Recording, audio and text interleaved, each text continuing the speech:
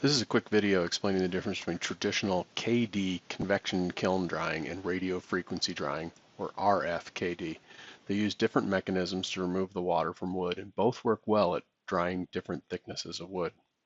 Traditional KD drying has been around for centuries, and it uses convection to pull the water from the wet surface of the wood into the drier environment. The wood is stickered to expose all the faces and placed into a large heated warehouse. Fans are used to circulate the warm, dry air and promote evaporation. This works well for smaller section material like trim, flooring, and 2x framing material. Their relatively small volume and large surface area means that all the water is close to the surface and can be removed in a short time, typically just a couple of weeks. For larger pieces, like 6x, 8x, or 10x, this method is much more challenging.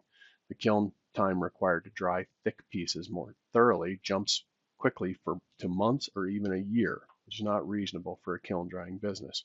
Also, because convection KD kilns dry from the surface in, using a common surface moisture meter can give misleading readings.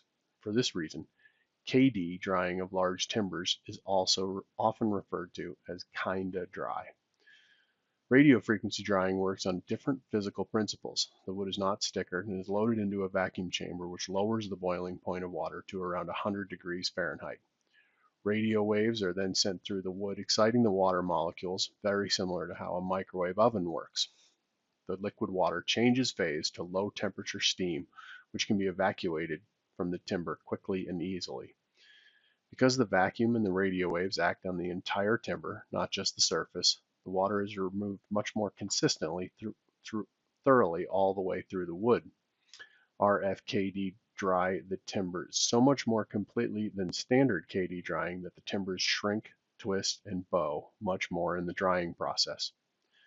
For this reason, RFKD timbers are oversized slightly before drying, and then after drying are straightened on the bandsaw. S4S timbers are then finished planed. This results in a timber that is significantly more straight and stable.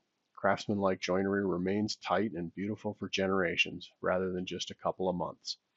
Because radio frequency kiln drying is so much more even through the timber, surface cracking or checking is minimized, and pitch pockets are typically crystallized, minimizing dripping or oozing sap. RFKD isn't appropriate for smaller members that dry well in conventional convection kilns, but for projects that use large section timbers and demand quality materials and craftsmanship, radio frequency kiln drying delivers a consistently superior product.